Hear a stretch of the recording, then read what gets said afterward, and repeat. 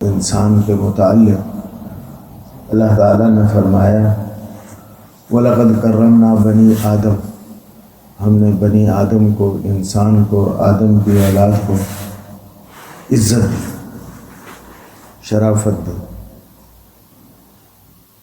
پھر اللہ سبحانہ و تعالیٰ نے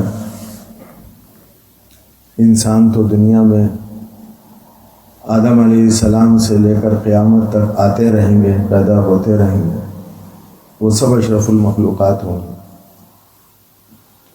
لیکن اللہ سبحانہ و تعالیٰ نے پھر ہم پر ایسا فضل فرمایا کہ ہم کو ایمان عطا فرمایا۔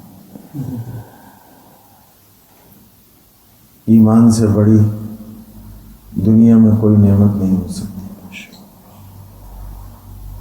اور پھر ایمان بھی اللہ تعالیٰ نے عیسیٰ علیہ السلام کے ماننے والوں کو بھی دی،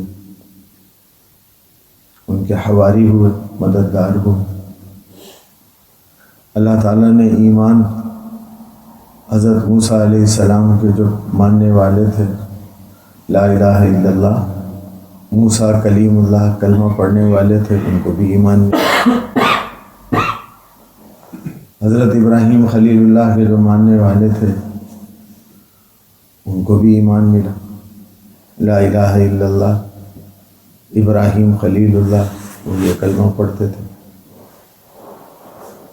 لیکن اللہ سبحانہ و تعالیٰ نے ہمیں ایمان جو عطا فرمایا ہے، وہ ہمیں محمد رسول اللہ صلی اللہ علیہ وسلم پر اور ان کے واسطے سے ایمان عطا فرمایا۔ ہمارا جو کلمہ ہے وہ ہے لا الہ الا اللہ محمد رسول اللہ صلی اللہ علیہ وسلم۔ اور حضور علیہ السلام پر ایمان اور آپ کی ذات، ہم جانتے ہیں اللہ تعالیٰ نے ہمیں اسے سمجھ دی ہے، علم دیا، اس تمام انبیاء کے امام حضور اقدس صلی اللہ علیہ وسلم تمام انبیاء کے سردار، اور حضور علیہ السلام پر ایمان اتنی بڑی نعمت ہے، اتنا عظیم چیز ہے کہ اللہ تعالیٰ نے انبیاء سے وعدہ لیا۔ وَإِذَا أَخَذَ اللَّهُ مِيثَاقَ النَّبِيِّينَ لَمَا آتَيْتُكُم مِّن كِتَابٍ وَحِكْمَةٍ ثُمَّ جَاءَكُمْ رَسُولٌ مُّصَدِّقٌ لِّمَا مَعَكُمْ لَتُؤْمِنُنَّ بِهِ وَلَتَنصُرُنَّهُ۔ تمہارے زمانے میں ہوتے تو تم ان پر کیا کرتے؟ ایمان لاتے ہو اور ان کی مدد کرتے۔ تو اللہ تعالیٰ نے ہم کو ابتدا سے لے کر اور حضور علیہ السلام تک جتنے انبیاء آئے، ان سب میں اعلیٰ درجے کا، ان کی امتوں سے اعلیٰ درجے کا اللہ نے ہمیں ایمان دیا۔ یہ ہمارے ایمان کی نعمت ہے کہ اللہ نے ہمیں اتنی عظیم نعمت عطا فرمائی۔ اللہ تعالیٰ نے اس ایمان کی نسبت پر اور ایمانی تعلق پر ہمیں سب کو مل کر اللہ کے گھر میں جمع ہونے کی سعادت اور توفیق بخشی، یہ بھی اللہ کی نعمت ہے۔ آپ حضرات یہاں رہتے ہیں، میں سینکڑوں ہزاروں میل دور رہتا ہوں، ہمارا خاندان ایک نہیں ہے، ہماری قوم ایک نہیں ہے، ہمارا علاقہ ایک نہیں ہے، تو یہاں بیٹھنا صرف اور صرف ایمان کی نسبت پر، حضور علیہ السلام کے دین کی نسبت پر ہے، اللہ کی محبت کی نسبت پر۔ ایمان والا جب کوئی عمل کرے، کوئی کام کرے، تو اس کو اپنے عمل میں نیت کرنی چاہیے اور نیت دیکھنی چاہیے کہ میں کیوں کر رہا ہوں۔ ہم میں اب بہت سے تاجر پیشہ ہوں گے، اللہ تعالیٰ نے پیسہ دیا، پیسے کو جب استعمال کرتے ہیں، کہیں اس کو انویسٹ کرتے ہیں، تو کرنے سے پہلے اس کا مقصد متعین کریں کہ میں یہ کیوں کر رہا ہوں۔ اس سے میں نے کیا منافع حاصل کرنے تھے۔ اگر کوئی زمیندار ہے تو وہ اس بات کو سوچتا ہے کہ میں یہ زمیندارہ کر رہا ہوں، اس سے میں نے کیا منافع حاصل کرنا، اس سے میں نے کیا پروفٹ لینا۔ تو ایمان والا جب کوئی عمل کرے تو اس کو بھی یہ نیت اور سوچنا چاہیے کہ میرے اس عمل سے میں دنیا میں اللہ سے کیا لوں گا اور اللہ مجھے آخرت میں کیا دے گا۔ میں نے اللہ سے دنیا میں ہر عمل پر کچھ نہ کچھ لینا ضرور ہے، جو بھی عمل کروں اس سے میں نے اللہ سے کچھ نہ کچھ لینا ضرور ہے۔ تو چنانچہ اللہ تعالیٰ فرماتے ہیں، نبی کریم صلی اللہ علیہ وسلم نے ارشاد فرمایا کہ جو آپ کے امتی ایمان والے میری محبت میں بیٹھیں، میری محبت پر آپس میں ایک دوسرے سے ملیں، ایک دوسرے سے ملاقات کریں، تو میں ان کو اپنی محبت دیتا ہوں۔ صحیح احادیث کے اندر ہے، وجبت محبتی للمتحابین فیہ والمتزاورین فیہ والمتجالسین فیہ۔ میرے لیے بیٹھنے والے، میرے لیے ملنے والے، جب ہم رشتہ داروں میں آپس میں ملیں تو اس میں نیت ہو کہ میں صلہ رحمی کے لیے ملوں، اس صلہ رحمی پر یہ اللہ کے لیے ملنا ہو جائے گا، اللہ کی محبت مل جائے گی۔ کھانا کھائیں، سوئیں، کپڑے پہنیں، تو میں حضور علیہ السلام کے اتباع میں کروں، آپ کے طریقے کے مطابق کروں۔ قضاء حاجت کے لیے جائیں، اتباع سنت اور آپ علیہ السلام کے طریقے کے مطابق۔ میرے والد صاحب رحمۃ اللہ علیہ فرمایا کرتے تھے، انسان ہے، انسان سے بھول ہو جاتی ہے۔ بیت الخلاء میں جاتے ہوئے بایاں پیر، بایاں قدم پہلے رکھنا چاہیے، دعا پڑھنی چاہیے۔ بھول گئے تو شیطان بھلا دیتا۔ شیطان ہمارا دشمن ہے، اللہ نے قرآن کریم میں اس کی دشمنی کو بیان کیا۔ وہ بھلا دیتا ہے، اس کا حملہ نسیان سے، بھول سے ہوتا ہے، اور اس کا علاج بھی اللہ جل شانہ نے اور نبی کریم صلی اللہ علیہ وسلم نے ہمیں بتلایا ہے۔ اور علاج یہ ہے کہ آدمی اپنے اللہ کو یاد رکھے، جس طرح ہم اپنے بیوی بچوں کو، اپنے رشتہ داروں کو یاد رکھتے ہیں۔ سفر میں چلے جائیں، یاد رہتے ہیں، بھولتے نہیں۔ اپنی ذات بھولتی نہیں۔ اپنے کپڑے دیکھتے ہیں، کپڑے میلے تو نہیں، صاف ہے، ہاتھ صاف ہے، چہرہ صاف ہے۔ یہ کیوں کرتے ہیں؟ کہ میں اپنے آپ کو بھولا نہیں، اپنے آپ کو میں نے یاد رکھا۔ چار آدمیوں کے سامنے بیٹھوں گا، گھر سے باہر جاؤں گا تو لوگ مجھے دیکھ کر کیا تاثر لیں، تو یہ یادداشت ہے، یاد رکھنا۔ اللہ تعالیٰ نے فرمایا وَلَا تَكُونُوا كَالَّذِينَ نَسُوا اللَّهَ فَأَنسَاهُمْ أَنفُسَهُمْ۔ غافل نہ ہو اے ایمان والو، تم ان لوگوں کی طرح نہ بنو جو اللہ کو بھی بھول جاتے ہیں، فَأَنسَاهُمْ أَنفُسَهُمْ، اپنے آپ کو بھی بھلا دیتے ہیں۔ تو ایمان والا اپنی یادداشت کو اللہ کے ساتھ مضبوط کرے۔ شیطان بھلا دیتا، تو اللہ کا ذکر کرتے رہے۔ یہ اللہ کا ذکر کرنا، درود شریف پڑھنا، استغفار پڑھنا، سبحان اللہ وبحمدہ پڑھنا، لا الہ الا اللہ پڑھنا، اس سے انسان کو اللہ تعالیٰ اپنی محبت کے اندر ترقی بھی عطا فرماتے ہیں، اور اس کی یادداشت بھی اللہ تعالیٰ ٹھیک رہتی ہے، اللہ کو یاد رکھتا ہے۔ تو جس طرح ہم پردیس میں جائیں، سفر میں جائیں، اپنے رشتہ داروں کو، اپنے اہل خانہ کو نہیں بھولتے۔ والدین کا سایہ سلامت رہے، دنیا سے چلے جائیں تو والدین کو نہیں بھولتے۔ ان کو یاد رکھیں تو اللہ کو بھی یاد رکھنا۔ تو عرض میں یہ کر رہا تھا کہ شیطان جو ہے وہ بھلا دیتا ہے، اور اسی وجہ سے پھر نماز میں بہت سارے ساتھی، بہت سارے دوست کہتے ہیں جی نماز میں دل نہیں لگتا، نماز میں ہمیں خیالات آتے ہیں، نماز میں ہمیں بہت سارے وساوس آتے ہیں۔ وہ اس کی وجہ یہی ہے کہ نماز کے علاوہ ہم نے اللہ کو بھلایا ہوا ہے، اللہ کو یاد نہیں رکھا ہوا۔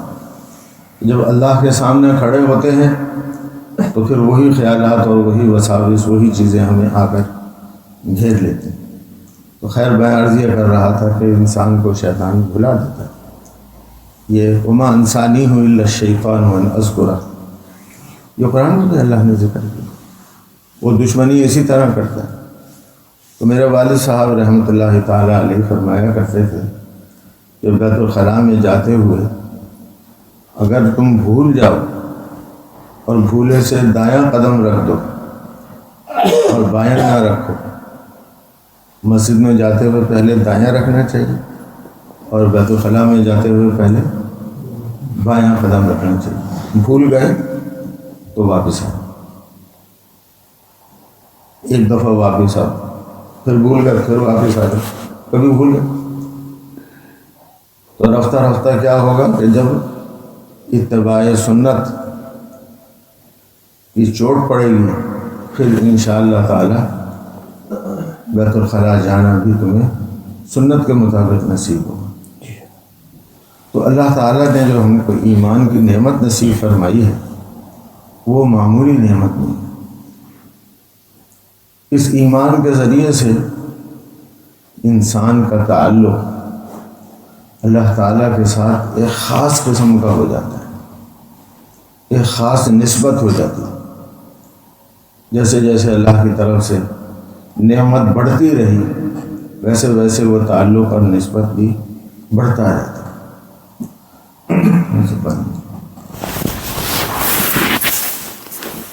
تھوڑا سا پہلے تو سیکھ لیں۔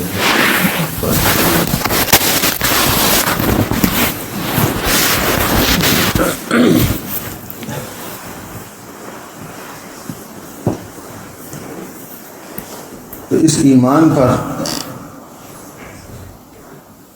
اور یہ ایمان ہمیں کب نصیب ہوا، اس کو بھی نبی کریم صلی اللہ علیہ وسلم نے ہمیں بتلایا، صحابہ کو حضور علیہ الصلوۃ والسلام نے بتلایا۔ صحیح بخاری شریف میں حدیث ہے، حدیث پاک ہے، اور ایک دفعہ نہیں کئی دفعہ یہ حدیث پاک ذکر کی کہ انسان عالم ارواح سے عالم دنیا میں منتقل ہوتا ہے، سب جانتے ہیں۔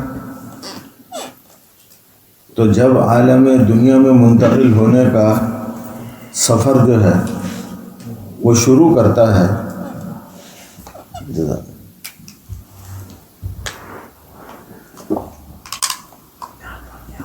وہ 9 ماہ کا سفر ہے، عالم ارواح سے عالم دنیا میں آنے کا 9 ماہ کا تقریباً سفر ہے۔ تو وہ سفر جب شروع کرتا ہے اور اس سفر کے 3 ماہ گزر جاتے ہیں تو اللہ تعالیٰ ایک فرشتے کو بھیجتے ہیں۔ ابھی میرا اور کسی بھی انسان کا جسم نہیں بنا ہوتا، جسم کے بننے سے پہلے حضور صلی اللہ علیہ وسلم نے یہ بات فرمائی، اور وہ فرشتہ اللہ سے پوچھتا ہے کہ اے اللہ، تیری اس مخلوق کے لیے رزق کتنا لکھوں؟ 4 چیزیں فرشتہ پوچھتا ہے، تیری اس مخلوق کے لیے رزق کتنا لکھنا؟ اللہ نے تقدیر میں لکھا ہوا اپنے ہاں مشیت میں، چنانچہ اللہ تعالیٰ فرما دیتے ہیں وہ فرشتہ رزق اتنا لکھتا ہے۔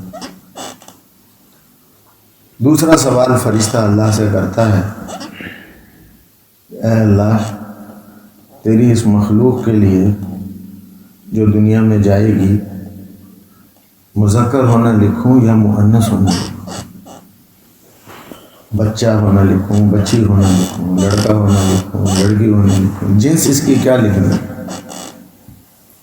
چنانچہ اللہ کی مشیت میں جو ہوتا ہے اللہ تعالیٰ فرما دیتے ہیں، اور پھر انسان کا جسم اس سانچے میں ڈل جاتا ہے، اور دنیا میں پھر لڑکا بن کر پیدا ہوتا ہے، بیٹا بن کر پیدا ہوتا ہے یا بیٹی بن کر پیدا ہوتا ہے۔ دو باتیں۔ تیسری چیز، فرشتہ اللہ سے یہ پوچھتا ہے کہ اللہ اس کی عمر کتنی لکھوں؟ پہلی چیز کیا پوچھے؟ رضا۔ دوسری چیز کیا پوچھے؟ جنس۔ اور تیسری چیز کیا پوچھے؟ عمر، اجل۔ 90 سال جینا، 80 سال جینا ہے، 100 سال سے اوپر جانا ہے، 60 رہنا ہے، 63 رہنا ہے، کسی انسان کو نہیں پتا، لیکن اللہ تعالیٰ اس فرشتے کو فرما دیتے ہیں، چنانچہ وہ اجل لکھ دی جاتی ہے۔ 3 سوال۔ چوتھا سوال فرشتہ اللہ سے یہ کرتا ہے کہ اے اللہ اس کے لیے سعادت لکھوں، نیک بختی لکھوں، یا شقاوت، بدبختی اور محرومی لکھوں؟ علماء نے لکھا ہے کہ سعادت اور نیک بختی ایمان ہے، اور محرومی اور شقاوت وہ ایمان سے محروم ہے۔ تو یہ اللہ نے جو ہم کو ایمان دیا ہے، یہ میں اس پر عرض کر رہا ہوں کہ ہم اس کو اپنے سامنے رکھیں کہ اللہ نے ہم کو ایمان، ہمارا وجود بعد میں ہے اور ایمان پہلے اللہ نے ہمارے مقدر میں کیا۔ چنانچہ میرے محترم بھائیوں، جب دنیا میں آتا ہے تو دنیا کا نظام اللہ نے اور بنایا، اور اس جہان کا نظام اللہ نے اور رکھا ہے۔ اس دنیا کا نظام قانون کا ہے، ضابطے کا ہے۔ چنانچہ جب کوئی کسی سے لین دین کرے تو حکم ہے کہ لکھو، یا ایھا الذین آمنوا اذا تداینتم بدین الی اجل مسمى فاکتبوہ، لکھت پڑھت کے ساتھ چلو۔ ساری دنیا کے ورنہ لڑائی جھگڑے ہوں گے، مسئلے مسائل کھڑے ہو جائیں گے اگر اس دنیا کے نظام کے مطابق جو اللہ نے بنایا اس کو نہ رکھا۔ چنانچہ اس دنیا میں انسان آتا ہے تو اس دنیا کے نظام کے مطابق اس انسان کے، اس بچے کے ایک کان میں اذان ہوتی ہے اور دوسرے کان میں اقامت ہوتی ہے۔ یہ ہوتا ہے دنیا کے نظام کا۔ ایمان تو پہلے لکھ دیا گیا، اب اللہ نے جو چیز دے دی ہے، اللہ نے رزق بھی دیا، رزق کو بڑھانے کے لیے ہر انسان کوشش کرتا ہے۔ پیسے جتنے بھی اللہ دے دے، اس کی حفاظت کی پوری ہر انسان کوشش کرتا ہے۔ گھر کے اندر رزق ہوتا ہے، اہل خانہ اس رزق کی حفاظت کی پوری کوشش کرتے ہیں۔ چوہے ہمارے آٹے کو، چاول کو، ہمارے کپڑوں کو، ہماری ان چیزوں کو خراب نہ کریں، مٹی سے حفاظت کریں، ہر چیز کی حفاظت کریں۔ تو اسی طرح دنیا میں اللہ تعالیٰ نے ایمان کی حفاظت کا بھی حکم دیا۔ تو اب اس پر ہم ہمیشہ اپنے آپ کو کسی کا بیٹا بعد میں سمجھیں، پہلے ہم اللہ کا ایمان والا بندہ اور حضور اقدس صلی اللہ علیہ وسلم کا امتی سمجھیں۔ میں کون ہوں؟ میں حضور اقدس صلی اللہ علیہ وسلم کا امتی ہوں۔ میں کون ہوں؟ میں اللہ کا ایمان والا بندہ ہوں، اللہ نے مجھے ایمان دے کر دنیا میں ڈالا۔ تو اپنے ہر عمل کے اندر جو ایمان کے ذریعے اللہ نے اپنے ساتھ ایک نسبت قائم کی ہے، اور نبی کریم صلی اللہ علیہ وسلم جو اللہ کے آخری پیغمبر ہیں، پہلے 1,24,000 جتنے بھی پیغمبر آئے ان کو ختم نبوت عطا نہیں ہو، ان کی امتوں کو خاتم الامم کا لقب نہیں دیا گیا۔ اللہ تعالیٰ نے حضور صلی اللہ علیہ وسلم کو خاتم النبیین بنایا، ان کی امت کو خاتم الامم بنایا۔ تو ہمیں اپنی اس نسبت کا خیال رکھنا چاہیے، اپنی اپنی اس نسبت کا خیال رکھنا چاہیے، سامنے رکھنا چاہیے۔ اللہ تعالیٰ اولاد کی نعمت عطا فرمائے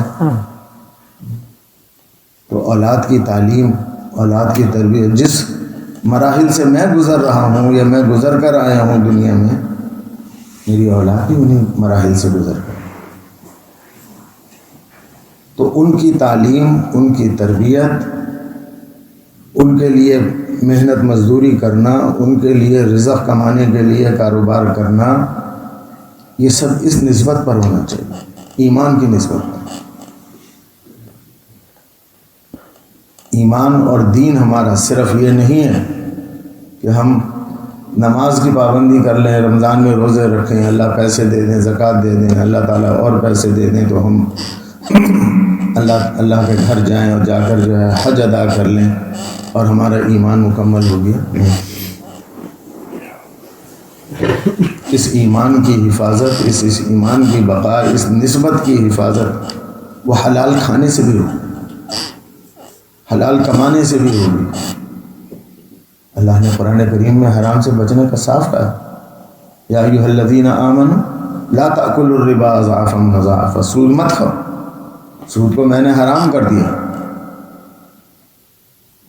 اور کسی کو دھوکہ دے کر پیسہ مت کماؤ، تجارت کے ذریعے سے کماؤ، اپنے پیٹ کے اندر لقمہ حلال ڈالو۔ حدیث پاک میں نبی علیہ الصلوۃ والسلام نے فرمایا کہ جو آدمی اپنے پیٹ کے اندر حرام ڈالے گا وہ اللہ کے حرام جسم پر، اپنے جسم پر حرام پیسے کا کپڑا پہنے گا، اپنے پیٹ کے اندر اس نے پیاس بجھانے کے لیے حرام پانی ڈالا ہے، اور وہ دعا کرتا رہے اور ہاتھ پھیلائے اور ہاتھ لمبے لمبے کرے، تو اس کی دعا کہاں جائے؟ اللہ کے ہاں شرف قبولیت کو نہیں پہنچ سکتی۔ اور پھر اگر خدا نہ خواستہ ان معاملات کے اندر گڑبڑ کی، یہ میں اس پر عرض کر رہا ہوں کہ ہمارا بزنس، ہماری تجارت، ہر چیز یہ اللہ کے حکم کے تحت ہونی چاہیے، تو پھر نہ ہی میری اولاد متقی بنے گی۔ اب یہ میری اولاد بعد میں ہے، پہلے ان کے لیے اللہ نے ایمان لکھا ہے، یہ حضور صلی اللہ علیہ وسلم کی امتی ہیں۔ ہم ان کی تعلیم اور تربیت کریں ان کو متقی بنانے کے لیے۔ ان کو متقی تب بنائیں گے جب اللہ تعالیٰ سے ہم خود تقویٰ مانگیں، کاروبار میں بھی تقویٰ مانگیں، معاشرت کے اندر آپس میں رہن سہن میں، رشتہ داری کے جوڑنے میں، اس میں بھی تقویٰ اللہ سے مانگنا ہے، عبادات کے اندر بھی اللہ سے تقویٰ مانگنا ہے، قربانی کے اندر بھی اللہ سے تقویٰ مانگنا ہے۔ صحابہ کرام رضی اللہ تعالیٰ عنہ مجمعین کے قلوب کے اندر یہ ایمان ایسا رچ گیا، بس گیا تھا۔ میری بات سمجھ میں آ رہی؟ جی۔ تو اللہ تعالیٰ نے ان کے قلوب کے متعلق فرمایا اولئک الذین امتحن اللہ قلوبہم للتقوی، کہ اللہ نے ان کے دلوں کو دیکھا، ہر امر کے اندر، ہر سانس کے اندر ان کے اندر ایمان کی نسبت کا تقاضا پورا پایا جاتا۔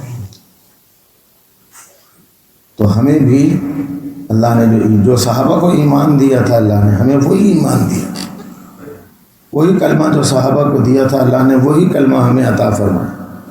ہمارے اس پڑھنے والے کلمے میں اور صحابہ کے کلمے میں فرق نہیں تھا۔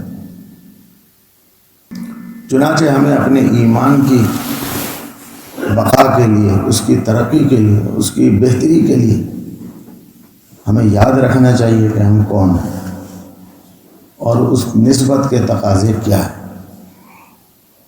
تو عرض میں یہ کر رہا تھا کہ اب کاروبار ہے، رزق حلال ہے، یہ بھی ہمارے ایمان کی ترقی کا ایک بہت بڑا ذریعہ۔ چنانچہ نبی کریم صلی اللہ علیہ وسلم نے کیا فرمایا؟ الکاسب حبیب اللہ، رزق حلال کے لیے کوشش کرنے والا اللہ کا محبوب بن جاتا۔ تو اللہ کی محبت کا راستہ یہ بھی، اب اس میں جو وہ حبیب کیسے بنے گا کہ اللہ نے جس کو اپنا حبیب بنایا ان کی سنتوں کو، ان کی ہدایات کو، ان کے طریقے کو، ان کے بولوں کو اپنے پیش نظر رکھے۔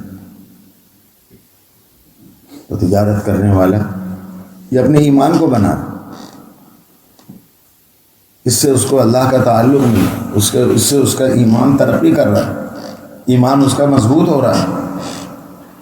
وہ نماز کے وقت پر پھر کاروبار نہیں کرے، وہ نماز کے وقت پر اپنے کاروبار کو کرے گا بند اور کہے گا کہ حی علی الصلاح حی علی الفلاح، اللہ کے منادی نے بلایا، پہلے نماز پڑھوں گا پھر کروں گا۔ یہ ہے ایمان والی تجارت۔ اور ایمان والی، اور اللہ تعالیٰ نے نبی کریم صلی اللہ علیہ وسلم نے کیا فرمایا؟ التاجر الصدوق الامین مع النبیین والصدیقین والشہداء والصالحین۔ ہر حدیث پاک کی ہر کتاب تجارت کے امور اور مسائل اور اس کے فضائل سے بھری پڑی۔ ہمارے حضرت شیخ نور اللہ مرقدہ قال اللہ مراتبہ نے جس طرح فضائل نماز لکھی، فضائل ذکر لکھی، فضائل رمضان لکھی، فضائل درود شریف لکھی، فضائل اعمال تعلیم ہوتی ہوگی یہاں پر پڑھتے ہوں گے، اسی طرح حضرت نے فضائل تجارت بھی لکھی کہ تاجر اپنے ایمان، کیونکہ اس کے اندر اللہ کے ساتھ غفلت کا زیادہ پہلو ہے، تو اس کو سامنے رکھے۔ تو میرے محترم، یہ اللہ نے ہمیں ایمان دیا، اور ہمارا ایمان ہر رخ سے ہمیں اللہ کے ساتھ لے کر جائے، اللہ کے ساتھ ملاتا ہے۔ حضور علیہ الصلوۃ والسلام نے فرمایا من بطأ به عملہ لم یسرع به نسبہ۔ خدا نہ خواستہ کوئی امتی اپنے عمل میں کوتاہ ہو جائے تو پھر اس کا نسب اور اس کی نسبت اس کو آگے نہیں بڑھا سکتی۔ اللہ تعالیٰ نے دین کے اندر ایمان والے کو اعمال ہی اعمال، اعمال ہی اعمال، اعمال ہی اعمال کی تعلیم دی، روکا نہیں۔ بیوی بچوں کو چھوڑ کر جنگل میں چلے جاؤ نہیں، آپ نے گھر میں کیسے رہیں، معاشرت کیسے رہیں؟ قرآن کریم میں مستقل اللہ تعالیٰ نے اس کی ہدایات دی۔ ایک صاحب میرے سے پوچھنے لگے کہ اپنے اولاد کی فکر کب سے کرنی چاہیے؟ یہ معاشرت ہے، معیشت وہ ہو گئی، تجارت وہ ہو گئی، معاشرت۔ میں نے کہا بھائی جب بالغ ہو جائے، جب انسان بالغ ہو جائے، ابھی شادی بھی نہ ہو، نکاح بھی نہ ہو، اس وقت سے اپنی اولاد کی فکر کریں۔ اللہ تعالیٰ نے قرآن کریم میں فرمایا عباد الرحمن الذین یمشون علی الارض ہونا وَإِذَا خَاطَبَهُمُ الْجَاهِلُونَ قَالُوا سَلَامًا۔ رحمان کے بندوں کی بہت ساری صفات اللہ تعالیٰ نے ذکر فرمائی، اور ایک آگے جا کر فرمایا الذین یقولون ربنا هب لنا من ازواجنا وذریاتنا قرۃ اعین وجعلنا للمتقین اماما۔ اے اللہ تو ہم کو ہماری ازواج سے آنکھوں کی ٹھنڈک عطا فرما، ہمارا گھر میاں بیوی کی ازدواجی زندگی خوشگوار ہونی چاہیے، محبت والی ہونی چاہیے، آنکھوں کی ٹھنڈک والی ہونی چاہیے، لڑائی جھگڑے والی نہیں ہونی چاہیے۔ ازواج بھی یہ دعا مانگیں اپنے مردوں کے لیے، بچیاں شادی سے پہلے اللہ سے یہ مانگیں اللہ ایسا جوڑ دے، ایسا رشتہ دے۔ مرد بھی یہ دعا مانگے اور تقوی والی زندگی اختیار کرے۔ جب بالغ ہو گیا، مکلف ہو گیا نا، تو اللہ تعالیٰ نے کیا کہا؟ میرے خاص بندے جو ہیں وہ مجھ سے یہ دعا کرتے ہیں من ازواجنا وذریاتنا، اے اللہ تو ہمیں اولاد دے گا، اولاد کی اولاد دے گا، ان سے بھی آنکھوں کی ٹھنڈک نصیب ہو۔ خدا نہ خواستہ کسی کی اولاد کے اندر کوئی پوتا نواسا، بیٹی کی اولاد، بیٹے کی اولاد میں کوئی خدا نہ خواستہ گڑبڑ ہو جائے تو سارے خاندان کے لیے پریشانی کا باعث بنتا ہے۔ تو ان کے لیے بھی اللہ سے آنکھوں کی ٹھنڈک مانگ۔ میں جب دنیا سے جاؤں پیچھے جو اپنی اولاد اور حضور صلی اللہ علیہ وسلم کی امت چھوڑ کے جاؤں، میرے جانے کے بعد مجھے اس جہان کے اندر ان کے اعمال، ان کی خیریں ملتی رہیں۔ اب جب انسان بالغ ہو جاتا ہے تو اس کے اوپر اللہ کے احکامات فرض ہو جاتے، ضروری ہو جاتے، ہدایات کا پابند ہو جاتا ہے۔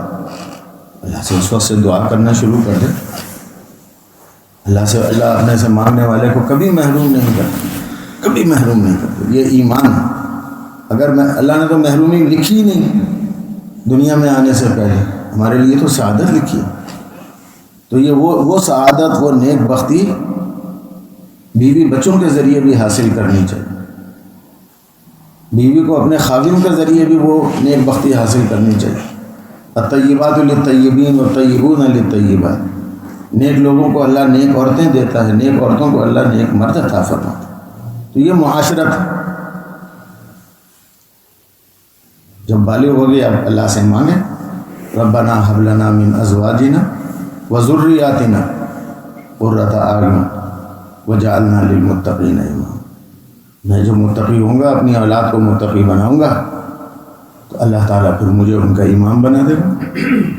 باپ متقیوں کا بنوں گا، دادا متقیوں کا بنوں گا، نانا متقیوں کا بنوں گا۔ خالی یہ تھوڑے اپنے پورے خاندان کا متقی، آگے وہ اولادیں ہوں گی، وہ پھر امام بن جائیں گے۔ تو اس کی فکر بالغ ہوتے ہی شروع ہو جاتی ہے۔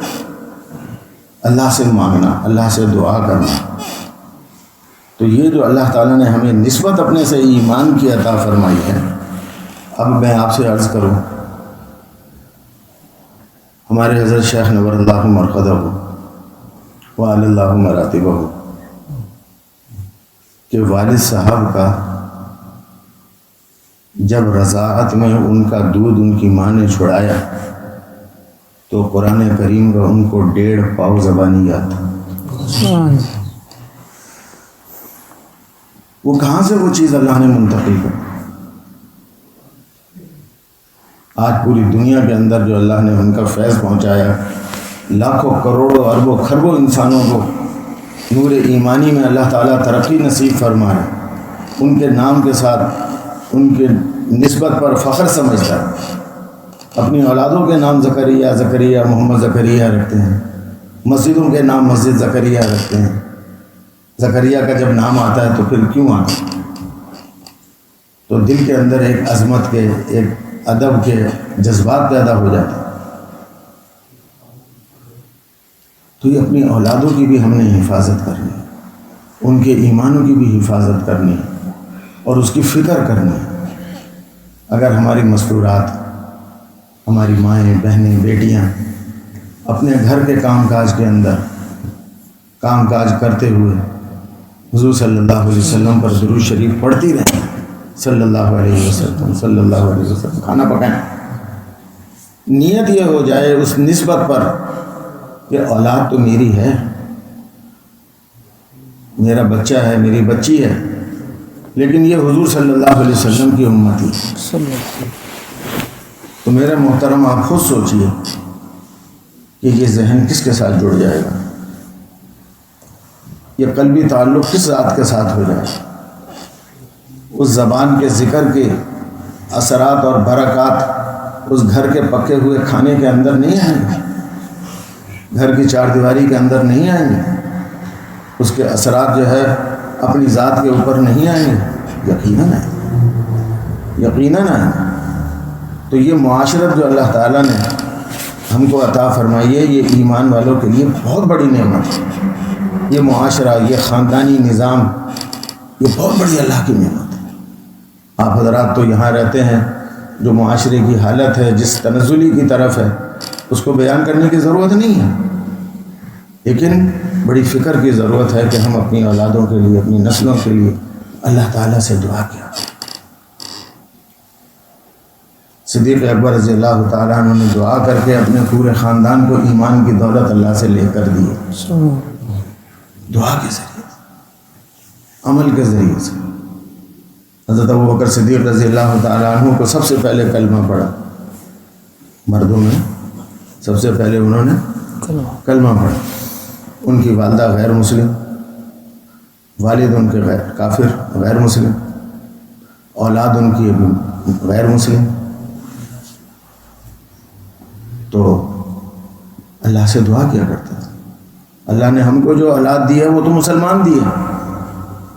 صدیق اکبر رضی اللہ تعالیٰ عنہ اللہ سے دعا کیا کرتے تھے رب اوزعنی ان اشکر نعمتک التی انعمت علی وعلی والدی وان اعمل صالحا ترضاہ واصلح لی فی ذریتی انی تبت الیک وانی من المسلمین.